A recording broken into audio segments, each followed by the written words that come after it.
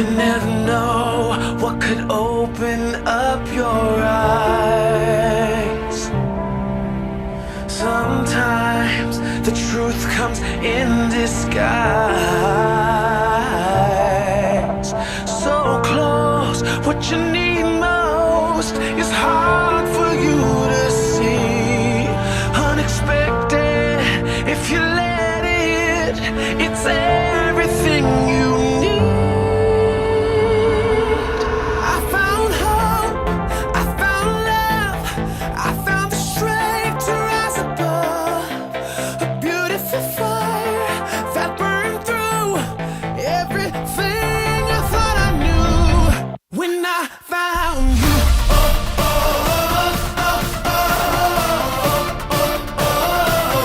When I found you.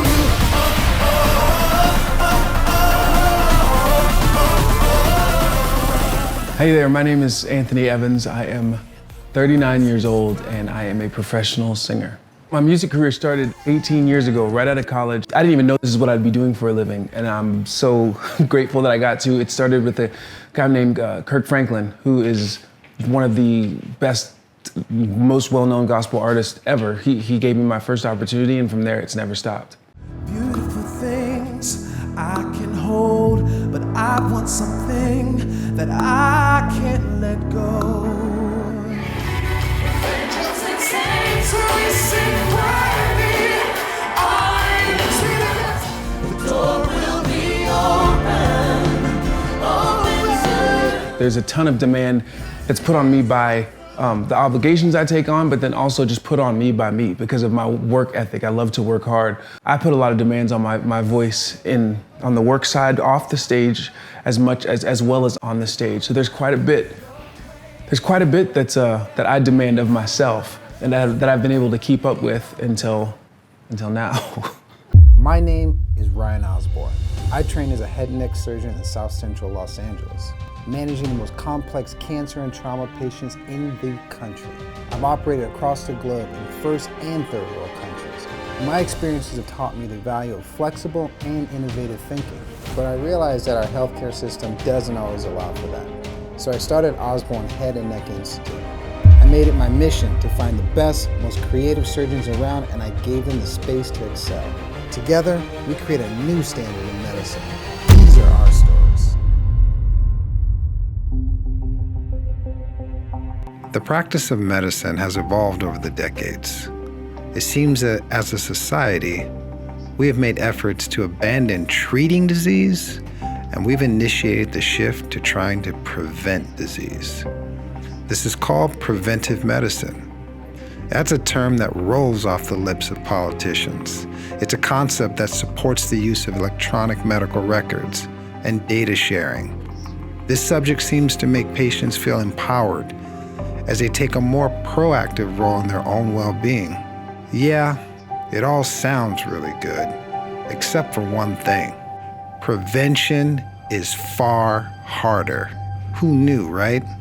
It requires being compliant with a treatment without any tangible or obvious proof that you actually need that treatment.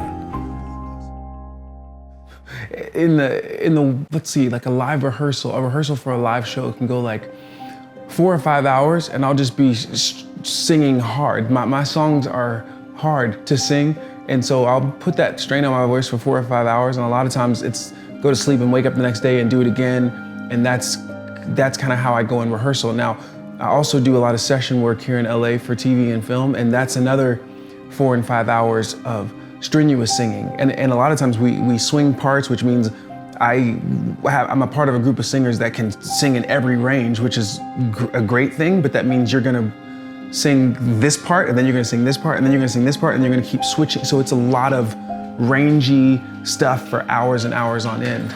Anthony's case was really interesting to me as a laryngologist because he's sort of the juxtaposition of a really high demand vocal career, really minute injury, really minute symptoms, and how those three kind of interplayed allowed me to be a little bit creative in how I managed him. He is a very high intensity performer. He really functions at the top end of his vocal range, which means that any abnormality, any issue at all, he's gonna feel it. I got introduced to Osborne Head and Neck Institute from a friend of mine who went there and told me he had the greatest experience ever. I was singing and there was like a little, I don't even know, like a little short, for lack of a better way to say it. There was like a little short in my voice. Now, what was really interesting about him is that he came in to me with really minimal symptoms. I had 5 different concerts in one weekend, just bouncing from city to city. I was sick and I was pushing hard, and then all of a sudden my voice, it wasn't just a short, it was like my voice would not do what I was asking it to do. Like from my head to my throat, what came out was just not right. And so I came into Dr. Gupta again, and I think I'd seen her before, but at this point I knew that there was a problem. So that's what brought me in, and she let me know that there is definitely a problem. When I saw him, he had actually hemorrhaged his vocal cord. A lot of singers are familiar with the idea of a vocal hemorrhage from Adele's case, where she mentioned she was in the middle of a performance and she hemorrhaged, and she said it was like a curtain came down on her voice. And that's a very similar story amongst hemorrhage patients. What that does is that it causes a lot of inflammation in the vocal cord, which if not recognized, leads to injury. That is how vocal injury forms. And that was what we were starting to see with Anthony, so that if he continued in this trajectory of hemorrhage and inflammation, he was going to end up with an injury, with a polyp or vocal fold nodules, something that would require a more invasive surgery. Well, what I heard, she didn't say this, but in my mind, what I heard is it's all over. This is the end, you know? But I soon learned that that's not the case if I listen. And I recommended that he have a vocal surgery to eliminate that blood vessel. Anthony, he fought me a little on this one. As a career singer, as a businessman who relies on his voice to basically pay my staff, pay my bills, all that stuff, it was like my whole career flashed in front of my eyes when Dr. Gupta said you have to make some immediate changes or the progression of what's going on right now could be detrimental, like irreversible damage could be done to your voice. Like I'm not used to hearing, I've never heard that before as it relates to my voice. So doing this for 18 years, I've never heard you have to stop singing. You get to intervene prophylactically before you're really cutting a vocal fold. And what's nice is that your outcomes therefore are less risky, but it's hard to kind of have a performer wrap their head around operating for a problem they can't really see. Dr. Gupta said to me, she gave me specific instructions. Now, if you're a singer, what happens with us, for singers who, and musicians and people who, well, singers who make their living, I tried to figure out a way to kind of not do exactly what she says and kind of dance my way around it. Like if she said, you need to rest or take it easy at a show, I would kind of rest. This has been 7 months, and I think this issue could have been resolved in a month if I would have done exactly what she said. So I just want to make sure that that people who go into Dr. Gupta or the Osborne Head and Neck understand that it's super important. I would have saved myself a lot of time if I would have done what she said way at the very beginning. So that's just I'm nervous about going into this surgery, doing this laser procedure, but it was suggested to me early on, and given my workload, I should have probably gone in and done it earlier, instead of trying to take what she said and add a little bit of my thoughts to it, which it hasn't worked for me, you know. And so that was one of the battles we had, but I knew, based on my experience and what I was seeing with him, that injury that I would have to remove was right around the corner, and all I was trying to do was prevent that from happening. I put the same expectation on my voice that an athlete, that a pitcher puts on his arm, or that a quarterback puts on his arm, or that a running back puts on his legs. Like, you have to reevaluate how much you're gonna be doing so that you can perform at 100%. So during this time of quiet, I will reevaluate and reassess how I'm doing my career. And I think that needed to happen anyway, but it wasn't gonna happen at the pace I was moving.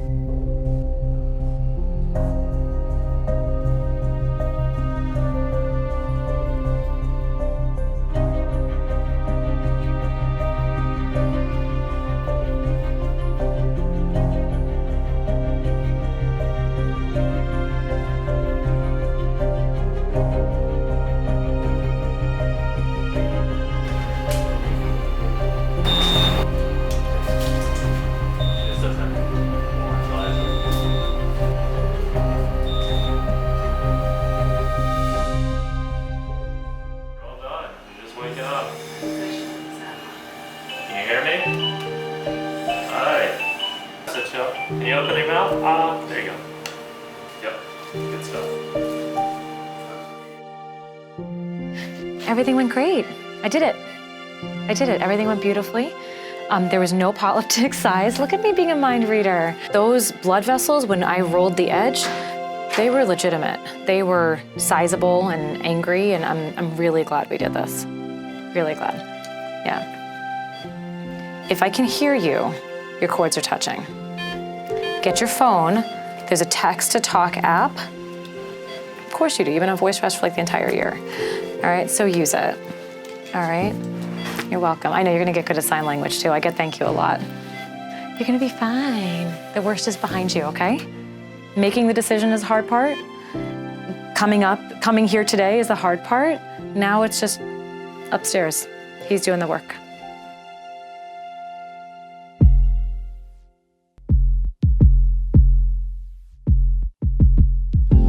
I've seen darkness shattered by light. I've seen joy break after the night. I wanna see it again. I've seen tragic and hopeless days turn to stories of amazing grace. I wanna see it again. Oh, come Lord, like a rushing wind. We are desperate for your presence. Revive us by your spirit within. We wanna see you again. See you again.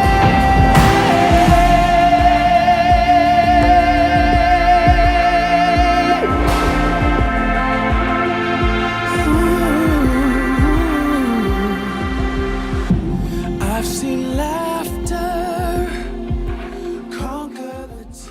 You know what? Since my surgery a few months ago, I'm feeling great, actually. In a lot of different ways. I feel great physically. Vocally, I feel great, but I also feel great physically because I've allowed this time to help me reset the way that I do things, and I'm not overworking at this point because vocal health has become really important to me given what I went through.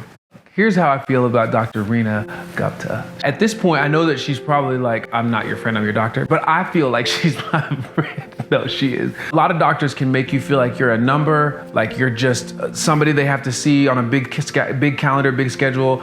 And I've never, one time, at Osborne Head and Neck in general, but especially with Dr. Gupta, I've never felt that way. I've walked in and felt like she cared about me, she cared about my career, she cared about the longevity of it. She has given me a very individualized treatment and care in a situation where I know that there are tons of people who are asking her for the same thing. So I can't speak highly enough of Osborne Head and Neck and Dr. Reena Gupta because she's got me back to where I can work. I'm really proud of Anthony for moving forward. I think a lot of singers in his position wouldn't have made the time for it. He really exhibited a lot of courage, a lot of strength, and a lot of confidence in me in my recommendation to move forward with it. And I know he's gonna be rewarded for that. He is gonna have all that safety and security of his voice back again. I'm trying to think what would have happened if I wouldn't have got this treated. I feel like my career would have been over. This surgery and Osborne Head and Neck and Dr. Gupta, really, this sounds real dramatic, but it saved my career. Everything I've worked for the last 18 years, me walking into that building saved it. So Anthony found himself in a situation where Dr. Gupta was essentially telling him, you need surgery for a problem that you can't even see. And in that moment, he had to make a decision.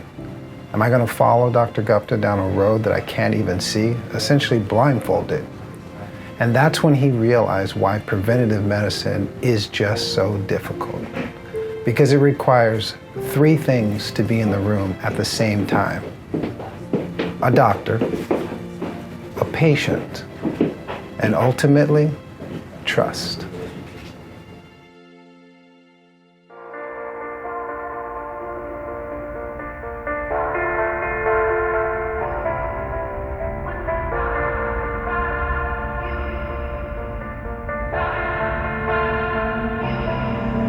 You never know what could open up your eyes. Sometimes the truth comes in disguise. So close, what you need most is hard for you to see. Unexpected, if you let it, it's everything you